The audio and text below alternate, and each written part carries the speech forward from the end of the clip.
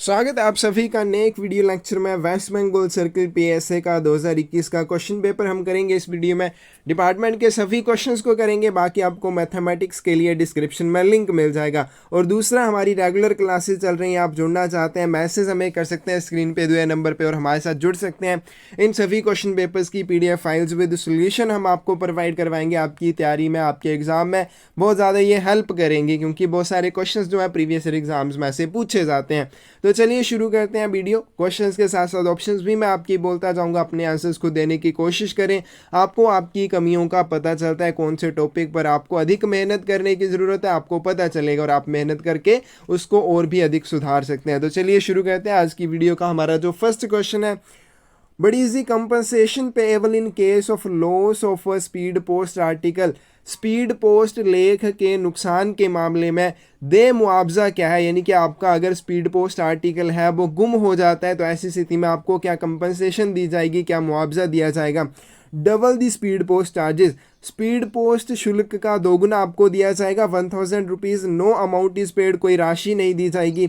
Double the speed post charges और 1000 which ever is less, या फिर स्पीड पोस्ट शुल्क का दोगुना या 1000 रुपये, इन दोनों में से जो भी कम हो वो आपको मुआवजे के रूप में दिए जाएंगे। फर्स्ट क्वेश्चन का सही आंसर होगा आपके पास डी, स्पीड पोस्ट शुल्क का दोगुना या 1000 रुपये, दोनों में से जो भी कम होगा वो आपको कंपनसेशन के रूप में दिया जाएगा। अब इसका क्या मतलब है, अब यहाँ पे मान लीजिए आपने स्पीड पोस्ट आर्टिकल को बुक किया, मान लीजिए 400 रुपीज़ उसके ऊपर चार्जेस लगे। अब यहाँ पे आपका आर्टिकल गुम हो गया तो आपको कैसे दिए जाएंगे, इसका दोगुना किया जाएगा, इसका दोगुना हो जाएगा 800। अब दूसरी साइड है 1000 को रखा जाएगा जो यहाँ पे दिया हुआ है। अब दोनों में से देखा जाएगा जो भी कम हो वो आपको कंपनसेशन के रूप में दिया जाएगा, मतलब आपको 800 रुपये दिए जाएंगे। लेकिन यहीं पे अगर मान लीजिए आपने इसको 600 रुपये के लिए किया होता तब इसके दोगुने हो जाते 1200 रुपये, तब 1200 नहीं आपको तब 1000 रुपये दिए जाते, यानी कि दोनों में से जो भी कम होगा वो आपको कंपनसेशन के रूप में दिया जाएगा। चलिए अगला क्वेश्चन है आपके पास, but is the premium payable per member for coverage under PMSB Y insurance scheme. PMSB बीमा योजना के तहत कवरेज के लिए प्रति सदस्य दे प्रीमियम क्या है। आप अगर PMSB की योजना लेते हैं, इंश्योरेंस करवाते हैं, 1 वर्ष के लिए आपका जो प्रीमियम रहेगा वो कितना रहेगा, 330 रुपये, 12 रुपये, 15 रुपये या फिर 20 रुपये। तो पहले कितना था, पहले आपके 12 रुपये लगते थे, लेकिन अब कितने लगते हैं, 20 रुपये पर एनम के हिसाब से, यानी कि 1 वर्ष के आपसे 20 रुपये लिए जाएंगे। आपका सेविंग का अकाउंट होना चाहिए, उसमें से ऑटो डिडक्ट हो जाते हैं, खुद ब खुद कट जाते हैं। तो क्या हो जाएगा इस क्वेश्चन का सही आंसर डी। अब यहाँ पे दूसरा, प्रधानमंत्री जीवन ज्योति बीमा योजना जिसके लिए 330 रुपये लगते थे, अब उसका कितना हो गया आपके पास 436 रुपीज़, 436 रुपये उसके लिए आपको देने पड़ेंगे। अगला क्वेश्चन आपके पास, lock in period for NSC issue is. NSC के लिए लॉक इन अवधि क्या है, 1 साल, ठीक है, 22 ईयर्स, 5 ईयर्स या फिर no lock in period. Question का सही आंसर होगा आपके पास सी, 5 वर्ष इसकी लॉक इन पीरियड रहती है। अगला क्वेश्चन है, sale of application forms will come under which of the following products. आवेदन प्रपत्रों की बिक्री निम्न में से किस उत्पाद के अंतर्गत आएगी।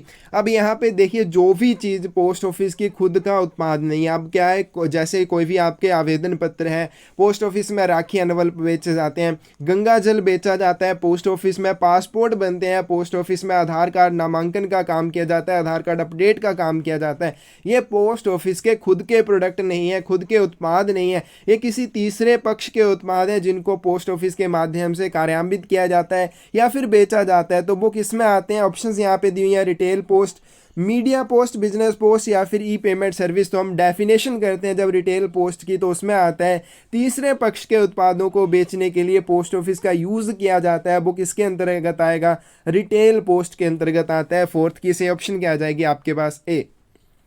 Minimum chargeable weight in logistic post is. Logistic post में न्यूनतम प्रभार्य भार कितना है, यानी कि मिनिमम कितना वेट होगा जो आपसे चार्जेस लिए जाएंगे, 5 किलोग्राम, 50 किलोग्राम, 500 किलोग्राम या फिर 5000 kg। आप चाहे 5 किलोग्राम ही भेज रहे हैं, आपसे 50 किलोग्राम के चार्जेस लिए जाएंगे, यानी कि ये मिनिमम आपका चार्जेबल वेट रहेगा, इतने के चार्जेस आपको देने पड़ेंगे। तो आपकी यहाँ पे ऑप्शन जो है, बी ऑप्शन जो है सही हो जाएगी।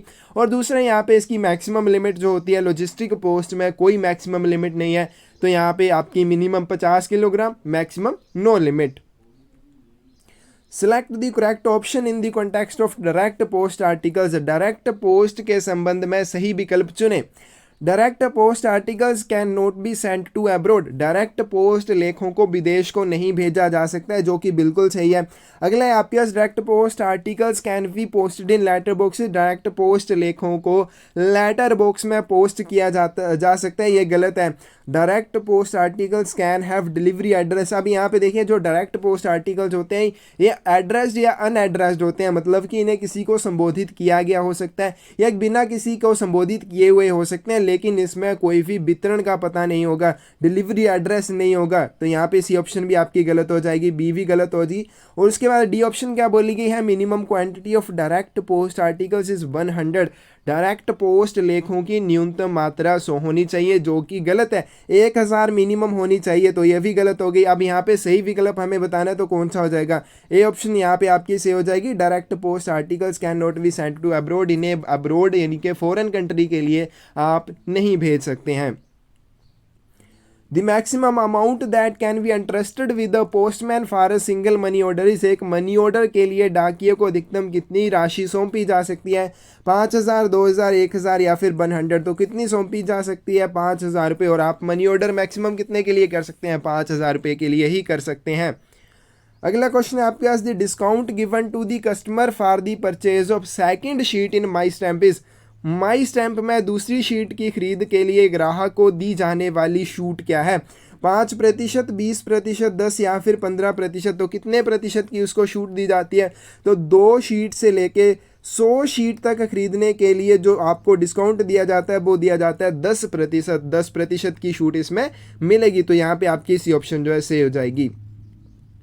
Loan eligibility for whole life assurance policy after completion of 10 years, 10 वर्ष पूरे होने के बाद होल लाइफ एश्योरेंस पॉलिसी के लिए ऋण पात्रता क्या है, ऑप्शंस दी हुई हैं, 80% of the surrender value, 70% of the surrender value, 60% या फिर 90% ऑफ द सरेंडर वैल्यू।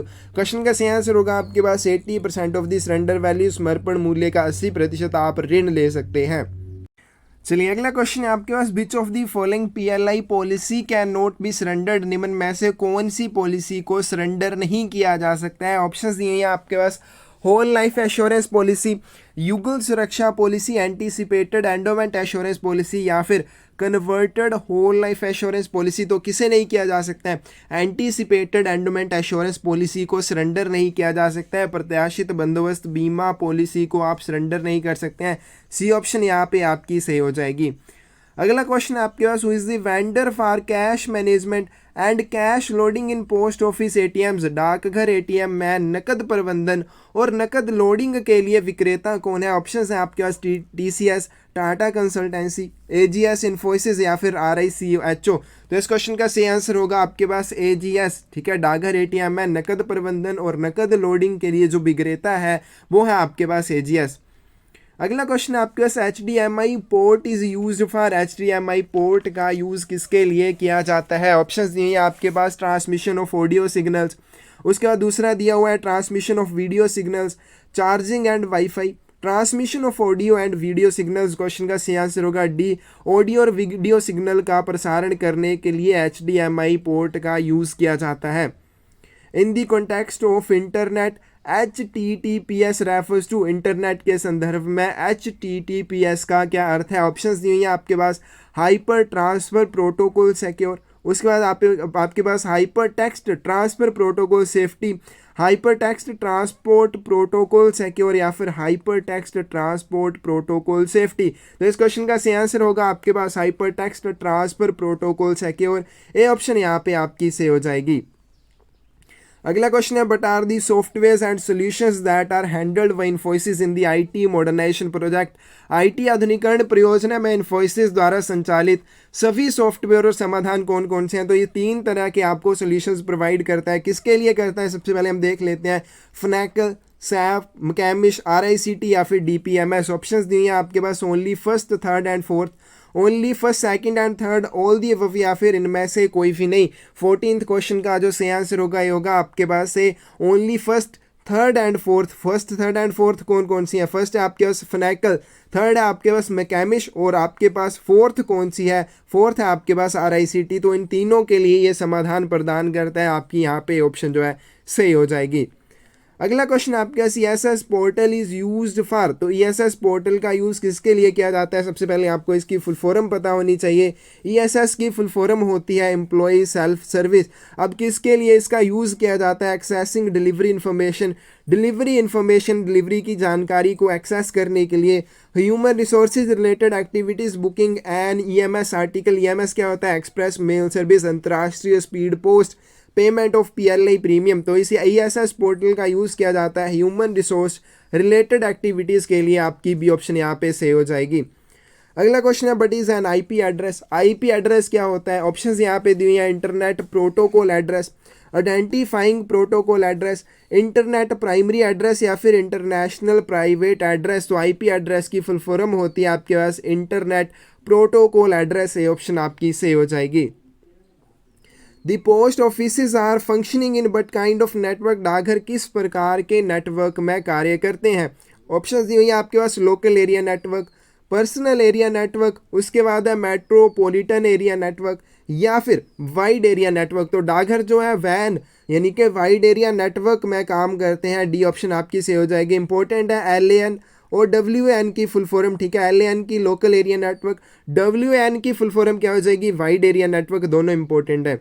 चलिए अगले आपके पास primary network service provider for IT modernisation project is IT आधुनिकीकरण परियोजना के लिए प्राथमिक नेटवर्क सेवा प्रदाता कौन है? ऑप्शंस ये हैं आपके पास। BSNL, एयरटेल, जियो या फिर वोडाफोन। तो आपका जो IT मॉडर्नाइजेशन में NSP बन है, नेटवर्क सर्विस प्रोवाइडर एक है, प्राइमरी नेटवर्क सर्विस प्रोवाइडर है, वो है BSNL भारत संचार निगम लिमिटेड। और दूसरा हम NSP 2 की बात करें तो वो कौन है? सिफी है। चलिए अगला क्वेश्चन है CSI will implement the solutions for. CSI किसके लिए समाधान प्रदान करता है? ऑप्शंस दिए हैं। Human resources, finance and accounts, mail operations या फिर ऑल दी अबव। तो यहाँ पे CSI जो है किस किस चीज़ के लिए आपको सॉल्यूशंस प्रोवाइड करता है? मेल ऑपरेशन, ठीक है, याद रखना। Mail operation, retail post, logistic post, flatly F&A यानी कि फाइनेंस एंड अकाउंट्स जो हमने यहाँ पे किया, ह्यूमन रिसोर्सेज, इन सभी के लिए सोल्यूशन ये प्रोवाइड करता है। तो तीनों ही इसमें आ रहे हैं, ठीक है। तो यहाँ क्या हो जाएगा इस क्वेश्चन का answer? D, all the above आपका सही हो जाएगा। अब यहाँ पे क्वेश्चन देखना आपके पास सेम यही होगा। नीचे हो सकता है आपके पास मेल ऑपरेशन की बजाय क्या हो? रिटेल पोस्ट हो, लॉजिस्टिक पोस्ट हो, साथ में फ्लैटली हो, तब भी आपका आंसर जो है ऑल दी अबव हो जाएगा। आपको सभी पता होने चाहिए कौन कौन से सोल्यूशन ये प्रोवाइड करता है। Disaster recovery centre of the IT modernisation project is located at. IT आधुनिकीकरण परियोजना का डिजास्टर रिकवरी सेंटर कहाँ पर स्थित है? नवी मुंबई, मैसूर, न्यू दिल्ली या फिर चेन्नई। तो इस क्वेश्चन का सही आंसर आपके पास आएगा PTC मैसूर में ये स्थित है। बी ऑप्शन आपकी सही हो जाएगी। Maximum weight of an airmail letter is. एक एयरमेल पत्र का अधिकतम वजन कितना हो सकता है? 4 किलोग्राम, 5 किलोग्राम, 1 या फिर 2 किलोग्राम। हर एक वीडियो में ये चीज़ रिपीट की है मैंने, क्योंकि हर एक वीडियो में ये क्वेश्चन पूछे गए हैं आपके ब्लाइंड लिटरेचर पैकेट के बारे में, उसके बाद लेटर के बारे में, स्पीड पोस्ट के बारे में, ठीक है। हमने अभी किया EMS क्या होती है? एक्सप्रेस मेल सर्विस, अंतर्राष्ट्रीय स्पीड पोस्ट उसे कहा जाता है। और उसके बाद आपका ब्लाइंड लिटरेचर पैकेट हमने कर लिया। तो इन सभी में क्या होता है? लेटर हो जाएंगे। इन सभी में आपके चाहे इनलैंड है चाहे आपके फॉरेन है, दोनों में जो वेट लिमिट है वो सेम है। चाहे आपकी अंतर्राष्ट्रीय स्पीड पोस्ट है चाहे इनलैंड पोस्ट है, आपके चाहे लेटर्स हैं चाहे वो इनलैंड है चाहे फॉरेन है। उसके बाद ब्लाइंड लिटरेचर पैकेट है, चाहे फॉरेन कंट्री के लिए भेज रहे हैं आप चाहे इनलैंड का है। इन सभी के लिए जो वेट लिमिट रहती है सेम है। अगर आपको पता है इनलैंड में लेटर का अधिकतम वजन कितना हो सकता है, पत्र का अधिकतम वजन कितना हो सकता है, तब आपका फॉरेन में भी या फिर एयरमेल का भी आपको पता लग जाएगा कितना हो जाएगा। 2 किलोग्राम हो सकता है। डी ऑप्शन आपके से हो जाएगी। What is the maximum amount of cash that can be remitted through a डाक सेवक accompanied by another डाक सेवक? एक डाक सेवक के साथ दूसरे डाक सेवक के माध्यम से अधिकतम कितनी नकदी भेजी जा सकती है? ऑप्शन है आपके पास 1 लाख रुपए, 2 लाख रुपए, 5 या फिर 10 लाख रुपए। तो एक ग्रामीण डाक सेवक यानी कि GDS हो आपका, चाहे वो कौन है, MD है, MC है या BPM है, उसके माध्यम से दूसरा उसके साथ MD, MC या BPM है, कितनी मैक्सिमम आप राशि भेज सकते हैं? 2 लाख रुपए की भेज सकते हैं। बी ऑप्शन आपकी सही हो जाएगी। What are all type of accounts that can be opened in a GDS branch office? GDS शाखा कार्यालय में किस प्रकार के खाते खोले जा सकते हैं? MIS, SCSS, KBP, PPF या फिर सेविंग अकाउंट। ऑप्शंस यहाँ पे ओनली 5th या फिर only second and fourth, only third fourth and fifth, या फिर ऑल दी अबव? क्वेश्चन का सही आंसर होगा डी, ये सभी प्रकार के खोले जा सकते हैं। अब आपके शाखा डाकघर में नहीं खोले जाते होंगे, लेकिन शाखा डाकघरों को इस चीज़ के लिए अधिकृत कर दिया गया है, ठीक है। सभी जगह पे इंप्लीमेंट नहीं हुआ है, लेकिन अधिकृत इनको किया गया। ये सभी प्रकार के खाते खोल सकते हैं। डी ऑप्शन आपकी सही हो जाएगी। फिर भी आपको लगता है इस क्वेश्चन का आंसर ये होगा, तो आप कमेंट सेक्शन में उस चीज़ के बारे में बता सकते हैं। चलिए अगला क्वेश्चन आपके पास, if a is the depositor of a TD account of 2 lakh, he has nominated X as his nominee, his account stands in an LSG post office, LSG post office क्या होता है? Low selection grade post office, after the death of a the claim. अब यहाँ पे ए जो है 2 लाख रुपए का अपना टीडी अकाउंट खुलवाता है, उसने एक्स को अपना नॉमिनी बनाया और उसकी डेथ हो जाती है, उसका खाता जो है एलएसजी पोस्ट ऑफिस में है, ए की मृत्यु के बाद जो दावा होगा। तो यहाँ पे ऑप्शंस क्या दी हुई हैं आपके पास? Can be settled only by the superintendent of the post office immediately, डाकघर अधीक्षक द्वारा तुरंत निपटाया जा सकता है। उसके बाद can be settled only after 6 months by head post master, head post master द्वारा 6 महीने के बाद ही उसका निपटान किया जाएगा। Can be settled by the LSG SPM immediately, या फिर लो selection grade sub post master के द्वारा उसका निपटान तुरंत कर दिया जाएगा।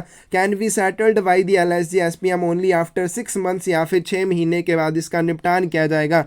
यहाँ पे इस क्वेश्चन का सही आंसर क्या आ जाएगा? इस क्वेश्चन का सही आंसर आएगा आपके पास C, can be settled by the LSG SPM immediately, इसको low selection grade sub post master के द्वारा तुरंत निपटाया जा सकता है।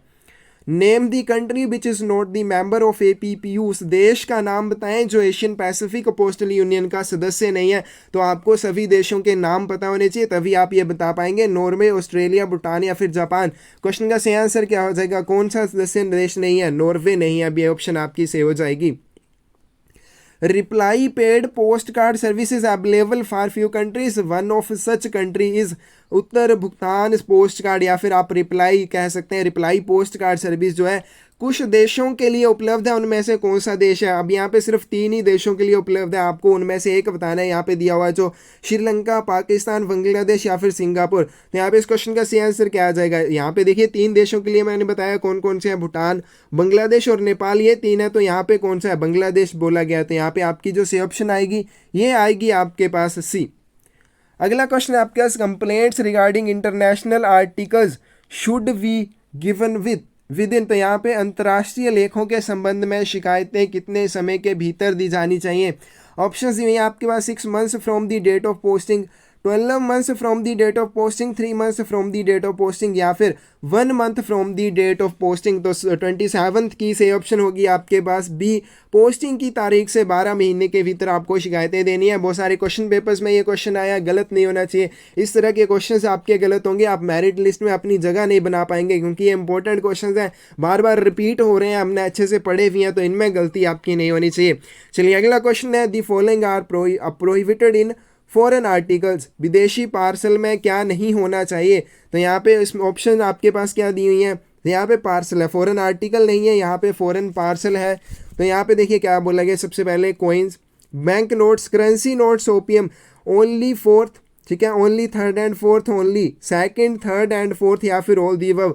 यहाँ पे इस क्वेश्चन का सही आंसर क्या होगा? जल्दबाजी में आप करेंगे ए को, जो कि बिल्कुल गलत है। इस क्वेश्चन का सही आंसर होगा डी, ऑल दी अबव। आप सोच रहे होंगे कि आप सिक्के, बैंक नोट, करेंसी नोट, ये सारी चीज़ें तो भेज सकते हैं, माना अफीम को नहीं भेजा जा सकता है, लेकिन इन चीज़ों को तो भेजा जा सकता है। लेकिन यहाँ पे क्या इंपॉर्टेंट चीज़ आती है जो आपको समझनी है, वो क्या है कि जब भी आप ऐसी चीज़ें भेजते हैं तो इनको इंश्योर्ड करवा के भेजना पड़ता है, और फॉरेन पोस्ट में सिर्फ आपके लेटर्स हैं जिनकी इंश्योरेंस की जा सकती है, पार्सल्स की इंश्योरेंस नहीं की जाती है। तो इसलिए इनको बिना इंश्योर्ड आप करवा के भेजेंगे तब इनको प्रोहिबिट माना जाएगा। इंश्योरेंस आपको करवा के भेजनी है, पार्सल की इंश्योरेंस आप करवा नहीं सकते हैं, लेटर की करवा सकते हैं, जो सिर्फ ये किस में जाएंगे, पत्र में भेजे जा सकते हैं, पार्सल में नहीं भेजे जा सकते। इसलिए विदेशी पार्सल में क्या नहीं होना चाहिए? सिक्के नहीं होने चाहिए, बैंक नोट, करेंसी नोट और अफीम नहीं होनी चाहिए, ठीक है। अफीम आप अपने दोस्त को भेज सकते हैं।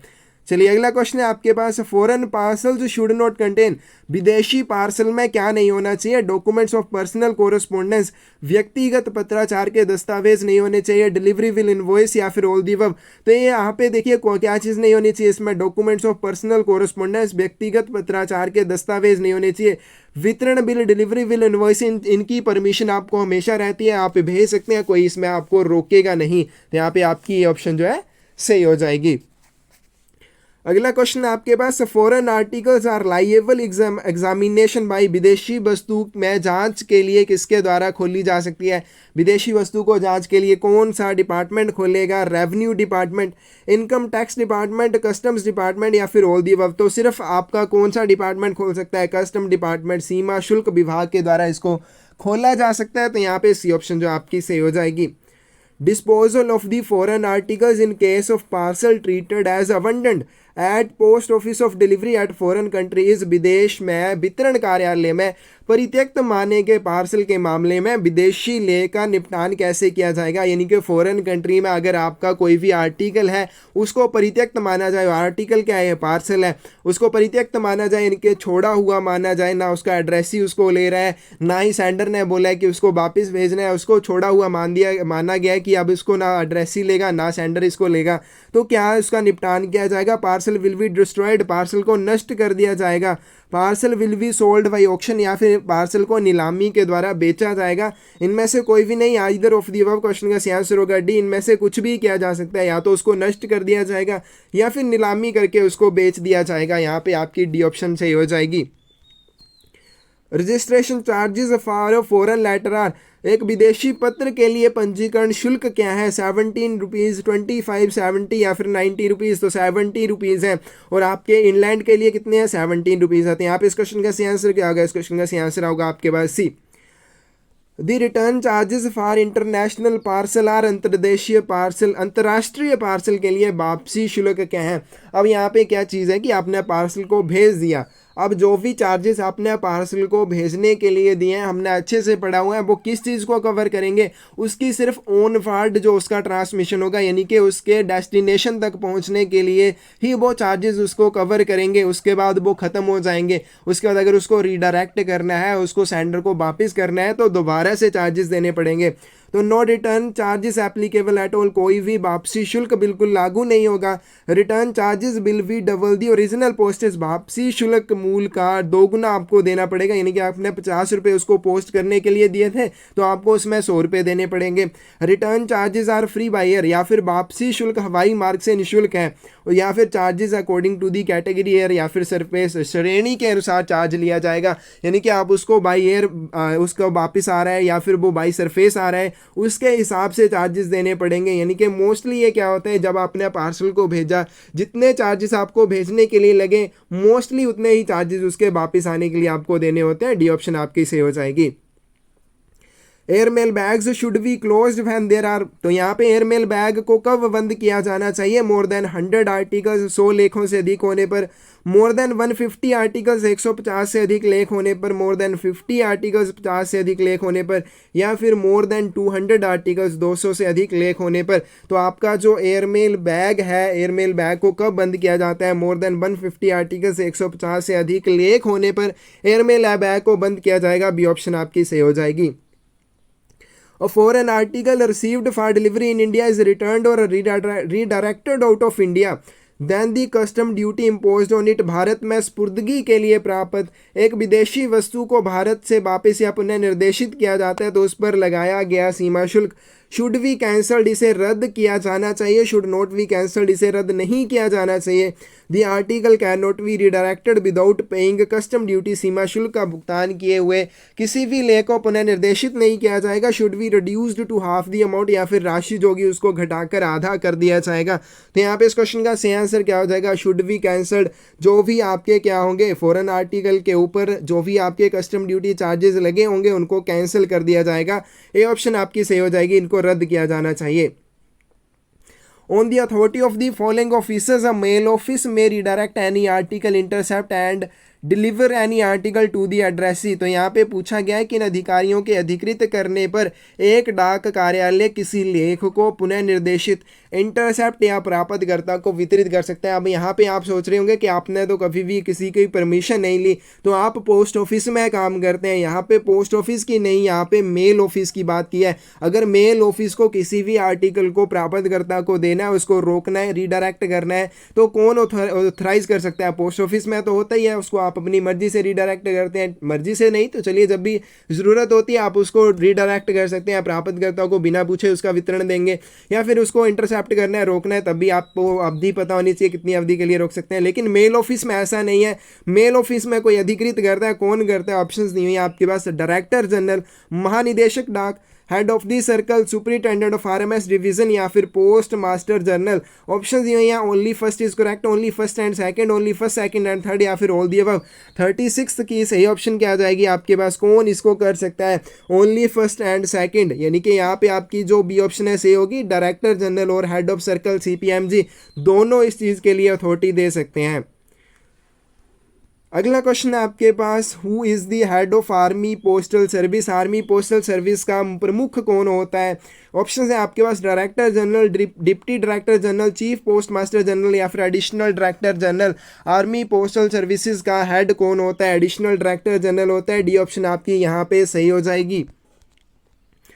Licence for electronic franking machine will be issued by. Electronic franking machine के लिए लाइसेंस कौन जारी करता है, head of region, head of division, head of circle, या फिर हेड पोस्ट मास्टर। किसके द्वारा किया जाता है, हेड ऑफ डिवीजन यानी कि सुपरिटेंडेंट या सीनियर सुपरिटेंडेंट के द्वारा किया जाएगा। बी ऑप्शन आपकी सही हो जाएगी। Articles bearing franking impressions of the previous dates. पिछली तारीख के फ्रैंक छापों वाले लेखों को क्या किया जाएगा, shall be accepted at RMS railway mail service में स्वीकार किया जाएगा। Shall be accepted at post office डाकघर में स्वीकार किया जाएगा। Shall be posted in letter boxes, आप लेटर बॉक्स में इसको पोस्ट कर सकते हैं। शैल नॉट बी एक्सेप्टेड, इनको एक्सेप्ट नहीं किया जाएगा। क्वेश्चन का सही आंसर होगा डी, इनको एक्सेप्ट नहीं किया जाएगा। पिछली तारीख की फ्रैंक छापों वाले जो भी लेख होंगे उनको एक्सेप्ट नहीं किया जाएगा। लेकिन यहाँ पे एक एक्सेप्शन क्या है, अब यहाँ पे बिल्कुल आपने जिस तारीख को उस लेख को पोस्ट ऑफिस में काउंटर के ऊपर प्रस्तुत किया है उस तारीख से पिछली तारीख, यानी कि पिछली अगर आप 6 तारीख को पोस्ट कर रहे हैं तो 5 तारीख वाली उसके ऊपर छाप लगी हुई है, लेकिन जो उसके ऊपर लाइसेंस डाई की छाप है वो 6 तारीख के, तब उसको एक्सेप्ट कर लिया जाएगा, अन्यथा उसको एक्सेप्ट नहीं किया जाएगा। Recall of article can be permitted by. लेखों को वापस बुलाने की अनुमति कौन दे सकता है। ऑप्शन है यहाँ पे, डिलीवरी सब पोस्ट मास्टर, नॉन डिलीवरी सब post master, superintendent of post office, या फिर सब डिविजनल हेड। कौन दे सकता है, आपका डाक अधीक्षक दे सकता है, उसका डायरेक्टर जनरल दे सकता है, पोस्ट मास्टर जनरल दे सकता है। मैंने पोस्ट मास्टर जनरल आपका बोला है, ठीक है, सीपीएमजी नहीं बोला, चीफ पोस्ट मास्टर जनरल नहीं बोला है। हेड ऑफ रीजन की बात की, post master general, director general, superintendent, ठीक है, पोस्ट ऑफिस का जो भी आपके एरिया में पोस्ट ऑफिस है उसके एरिया में जो भी पोस्ट आएगा उसका सुपरिटेंडेंट जो होगा वो कर सकता है। या फिर अगर first class head post office था तो हेड आपका जो प्रथम श्रेणी के प्रधान डाकघर का हेड पोस्ट मास्टर होगा वो कर सकता है। तो सी ऑप्शन जो आपकी सही हो जाएगी। Insufficiently paid letters posted after the prescribed hours of closing the mail without late fees। बिना विलंब शुल्क के मेल बंद करने के निर्धारित घंटों के बाद पोस्ट किए गए अपर्याप्त भुगतान वाले पत्र are called late letters and will be dispatched immediately. इनको विलंबित पत्र कहा जाएगा और तुरंत इनको डिस्पैच किया जाएगा, प्रेषित कर दिया जाएगा। और called late letters will be detained for next dispatch, इनको विलंबित पत्र कहा जाएगा और अगले प्रेषण तक रोक के रखा जाएगा। Are called too late letters and will be dispatched immediately, इनको अति विलंबित पत्र कहा जाएगा और तुरंत प्रेषित कर दिया जाएगा। Are called too late letters and will be detained for next dispatch, अति विलंबित पत्र कहा जाएगा और अगले प्रेषण तक रोक के रखा जाएगा। क्वेश्चन का सही आंसर होगा डी। तो यहाँ पे अति विलंबित पत्र क्या होते हैं, आप यहाँ पे पोस्ट ऑफिस में किसी भी डाक को बंद करने का एक निर्धारित समय होता है। जैसे मान लीजिए वो निर्धारित समय है 1, अब उसके बाद एक और समय आपको दिया जाता है, मान लीजिए वो आपका समय कितना है 2 बजे का। यहाँ पे 1 और 2 बजे के बीच में क्या होता है, आपको यहाँ पे मान लीजिए इसको तो ये था कि आपके डाक को इसमें पोस्ट करने के लिए उसमें बुक करने का समय था, इससे पहले आपको पोस्ट ऑफिस में लाना है। लेकिन यहाँ पे 1 से 2 बजे के बीच में भी आपको समय दिया जाता है। इस समय आप आते हैं तो क्या किया जा सकता है, इसमें आप पूरे चार्जेस जो भी पोस्टेज चार्जेस बनते हैं उनका भुगतान प्लस जो भी लेट फीस बनती है उसका भुगतान करते हैं। तो आपके लेटर को लेट लेटर माना जाएगा और उसके बाद उसका प्रेषण कर दिया जाता है। लेकिन आप मान लीजिए यहाँ पे पोस्टेज चार्जेस का पूरी तरह से भुगतान नहीं करते हैं या लेट फीस नहीं देते हैं, तो इस तरह के 1 और 2 बजे के बीच में जिन भी लेटर्स को पोस्ट किया जाएगा उनको अगले प्रेषण तक रोक के रखा जाएगा, उसके बाद उनको भेजा जाएगा। तो उनको कहते हैं टू लेट लेटर्स, अति विलंबित पत्र उनको कहा जाता है। अगला क्वेश्चन है आपके पास, a postal article reposted after having been opened और reposted at any place other than the office of delivery. एक पत्र जिसे खोलने के बाद दोबारा पोस्ट किया गया हो या वितरण डाकघर के अलावा अन्य डाकघर में उसे पोस्ट किया गया हो तो will not be charged with any fresh postage, कोई भी नया डाक शुल्क नहीं लिया जाएगा। Will be charged with original postage, मूल डाक शुल्क लिया जाएगा। Will be charged with 2 times of original postage, मूल डाक शुल्क का दोगुना लिया जाएगा। या फिर will be treated as registered letter and charge accordingly, उसको पंजीकृत लेटर माना जाएगा, पत्र माना जाएगा और उसी के हिसाब से चार्जेस उसके ऊपर आपको देने पड़ेंगे। तो यहाँ पे देखिए इस क्वेश्चन का सही आंसर क्या होगा, will be charge with the original postage, मूल डाक शुल्क लिया जाएगा। अब यहाँ पे दूसरी इंपॉर्टेंट चीज़ आपको याद आ रहा होगा, आपने एक जगह पे पढ़ा होगा कि अगर आपका कोई भी रजिस्टर्ड आर्टिकल है उसको आप रीपोस्ट करते हैं खोलने के बाद या फिर ऑफिस ऑफ डिलीवरी के अलावा किसी दूसरे पोस्ट ऑफिस से डिलीवर करते उसको रीपोस्ट करते हैं, तो ऐसी स्थिति में क्या होता है, आपको दोबारा से उसको चार्जेस देने पड़ते हैं, उसको रजिस्टर्ड लेटर माना जाता है। तो हमने जब किया था कि किन किन आर्टिकल्स के लिए आपको रजिस्ट्रेशन करवा के भेजना पड़ेगा, तो उसमें एक ये भी आता है कि एक आपका रजिस्टर्ड लेटर जो वितरण के बाद दोबारा से रीपोस्ट किया जाता है उसको खोलने के बाद, या फिर आपके वितरण डाकघर के अलावा किसी अन्य डाकघर से जब उसको पोस्ट किया जाता है तब उसके लिए आपको क्या करना पड़ता है, उसको रजिस्टर्ड लेटर की तरह उसके लिए आपको रजिस्ट्रेशन करवानी कंपलसरी होती है। लेकिन यहाँ पे रजिस्टर्ड लेटर की बात नहीं की है, नॉर्मल की बात की है, अनरजिस्टर्ड की बात की है, तो इसके लिए आपको मूल डाक शुल्क ही दिया जाना है। ठीक है, ये आपका इंपॉर्टेंट है, बी ऑप्शन आपकी सही हो जाएगी। What is the time limit to prefer complaints relating loss of contents of registered articles where a claim for compensation is made? पंजीकृत वस्तुओं की सामग्री के नुकसान से संबंधित शिकायतों को प्राथमिकता देने की समय सीमा क्या है जहां मुआवजे का दावा किया जाता है? 1 month from date of posting, posting की तारीख से 1 महीने के भीतर। 3 months from the date of posting, 1 month from the date of delivery, या फिर 3 months from the date of. बिल्कुल मिलते जुलते हैं, लास्ट में फ़र्क क्या है, डेट ऑफ पोस्टिंग और डेट ऑफ डिलीवरी का। तो यहाँ पे 43rd की सही ऑप्शन क्या होगी आपके पास, 1 month from date of delivery, वितरण की तारीख से 1 महीने के भीतर। ठीक है, पोस्टिंग नहीं है, वितरण की तारीख से बोला गया है, सी ऑप्शन आपकी सही हो जाएगी। अगला क्वेश्चन है, if a parcel issued to the postman for delivery is not delivered in the first attempt it will. यदि डाकिये को वितरण के लिए जारी किया गया पार्सल पहली बार प्रस्तुत करने पर वितरित नहीं हो पाता है तो क्या किया जाएगा, be issued for delivery until it is delivered. इसे वितरण के लिए तब तक जारी किया जाएगा जब तक इसका वितरण नहीं हो जाता है। Not be issued for second delivery, इसे दूसरे वितरण के लिए जारी नहीं किया जाएगा। Not be issued again but only intimation will be given. ठीक है, इसे दोबारा जारी नहीं किया जाएगा लेकिन सिर्फ सूचना दी जाएगी एड्रेसी को। Be issued for second time and 7th day for delivery, इसे दूसरे और 7वें दिन जारी किया जाएगा। तो यहाँ पे इस क्वेश्चन का सही आंसर होगा आपके पास C, not be issued again but the intimation will be given to addressee. इसे दोबारा से जारी नहीं किया जाएगा, सिर्फ आपकी सूचना दी जाएगी एड्रेसी को कि उसका पार्सल है, पोस्ट ऑफिस में आके ले जाए, उसको दोबारा से पोस्टमैन को आप वितरण के लिए नहीं दिया जाएगा। तो यहाँ पे भी एक और इम्पोर्टेंट चीज़ और रह गई है, वो क्या है, अगर आपका पार्सल जो है 10 किलोग्राम से नीचे का है तभी उसको सिर्फ एक बार इशू किया जाएगा। अगर 10 किलोग्राम से एक ऊपर का है तब उसको एक भी बार इशू नहीं किया जाएगा, उसका वितरण जो है विंडो के ऊपर किया जाएगा, डाकघर खिड़की के ऊपर किया जाएगा। तो ये दोनों इंपॉर्टेंट है। चलिए अगला क्वेश्चन देखते हैं हम क्या बोला गया, the maximum amount of currency notes that can be sent through insured article is. बीमित वस्तु के माध्यम से भेजे जा सकने वाले करेंसी नोटों की अधिकतम राशि क्या है। तो डाकघर का यहाँ पे जब भी एग्जामिनर होता है, एग्जाम जब भी लिया जाता है, इनका कोई दीन धर्म नहीं है, इनको नहीं लगता है। यहाँ पे कई जगह पे आपका 10,000 को सही किया। अब यहाँ पे मैंने सोचा इसका नन ऑफ द अबव होना चाहिए, लेकिन यहाँ पे मैंने पहले सोचा कि इसका 20,000 होना चाहिए, लेकिन अब उसमें कुछ क्वेश्चन पेपर्स में इसको 10,000 ठीक किया गया, और कुछ एक में यहाँ पे 20,000 ठीक किया हुआ है। ऑफिशियल आंसर की मैं इसका आंसर 20,000 बताया हुआ है। तो यहाँ पे इस क्वेश्चन का आप भी 20,000 रखिए। ठीक है, अब एग्जाम में नहीं आता है 20,000 10,000 लिखा हुआ तो उसके ऊपर टिक लगाइए। अब और क्या बोल सकते हैं, यहाँ पे बी ऑप्शन आपकी सही होनी चाहिए। चलिए अगला क्वेश्चन है आपके पास, what is the amount to be charged as due for a book packet weighing 60 grams with. तो इसको हम छोड़ रहे हैं। ठीक है, इसके लिए आपको नहीं पता चले आप कमेंट सेक्शन में, इसके लिए मैं डाल दूंगा कैसे इसको कैलकुलेट करना है। अगला क्वेश्चन देखें, आरएलओ स्टैंड्स फॉर और फुल फॉर्म ऑफ आरएलओ इज। आरएलओ का पूरा नाम क्या है या फिर आरएलओ की फुल फॉर्म क्या है। Returned letter office, redirected letter office, reserve letter office या फिर रजिस्टर्ड लेटर ऑफिस। इस क्वेश्चन का आंसर होगा रिटर्न्ड लेटर ऑफिस। ठीक है, रिटर्न नहीं है, रिटर्न्ड है, RETURNED साथ में लगा हुआ है।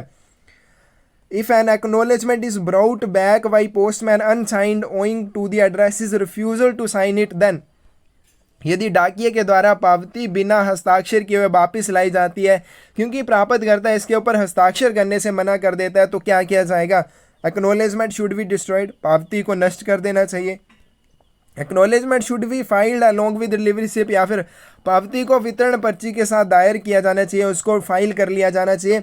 Acknowledgement should be forwarded to the sender with post master signatures explaining why it is returned without the signature of the addressee, पावती को पोस्ट मास्टर के हस्ताक्षर के साथ प्रेषक को लौटाया जाना चाहिए जिसमें यह स्पष्ट किया जाएगा कि इसे प्राप्तकर्ता के हस्ताक्षर के बिना क्यों लौटाया जा रहा है, ये चीज़ उसमें बताई जाएगी, एक्सप्लेन की जाएगी, उसके ऊपर ये रिमार्क दिया जाएगा। सी ऑप्शन आपकी सही हो जाएगी। इस क्वेश्चन का सही आंसर होगा सी। Which of the following offices will not kept any stock of bags? निम्न में से कौन सा कार्यालय बैगों का कोई स्टॉक नहीं रखेगा? ऑप्शन है unit bag office, district bag office, circle bag office या फिर सेंट्रल बैग ऑफिस। 49th की सही ऑप्शन क्या हो जाएगी? कौन सा बैग आपका बैग ऑफिस नहीं रखता है? सेंट्रल बैग ऑफिस नहीं रखता है, यहाँ पे डी ऑप्शन आपकी सही हो जाएगी। और लास्ट क्वेश्चन है आज की वीडियो का, period of preservation of work papers of RMS offices and sections, RMS के कार्यालयों और अनुभागों के कार्य पत्रों की संरक्षण अवधि क्या है? 3 वर्ष, 1 वर्ष, 18 महीने या फिर 2 साल। तो इस क्वेश्चन का सही आंसर होगा आपके पास सी, 18 मंथ्स है। ठीक है, आरएमएस कार्यालय और अनुभागों के कार्य पत्रों की संरक्षण अवधि 18 महीने है। ऐसी ऑप्शन आपकी सही हो जाएगी। कहीं पे आपका 1.5 साल लिखा हो सकता है, कंफ्यूज मत होना, 1.5 साल का मतलब 18 महीने ही होता है। तो ये था आपके पास वेस्ट बंगाल सर्कल का PSA का 2021 का क्वेश्चन पेपर। उम्मीद है आपको यहाँ पे लगभग 48 क्वेश्चंस आते होने चाहिए। बहुत ही आसान क्वेश्चन पेपर है, इतने क्वेश्चंस आपको आने चाहिए अगर आपने अच्छे से पढ़ा हुआ है, आपने सिलेबस को अच्छे से कवर किया हुआ है। तो यहाँ पे आपको किसी भी क्वेश्चन का आंसर गलत लगे, आप कमेंट सेक्शन में उस चीज़ के बारे में ज़रूर बता सकते हैं। इन सभी क्वेश्चन पेपर्स की PDF फाइल्स आपको चाहिए क्योंकि PDF फाइल से पढ़ना बहुत आसान होता है। तो आप हमें मैसेज कर सकते हैं, रेगुलर क्लासेस में हमारी जुड़ सकते हैं, आपको अच्छे से हम तैयारी करवाएंगे। इस तरह के क्वेश्चन पेपर आपको देखने को मिले तो 50 में से 50 मार्क्स लाने आपके लिए मुश्किल नहीं होंगे। आप हमारे साथ जुड़ के अपनी तैयारी अच्छे से कर सकते हैं। ठीक है फ्रेंड्स, थैंक यू।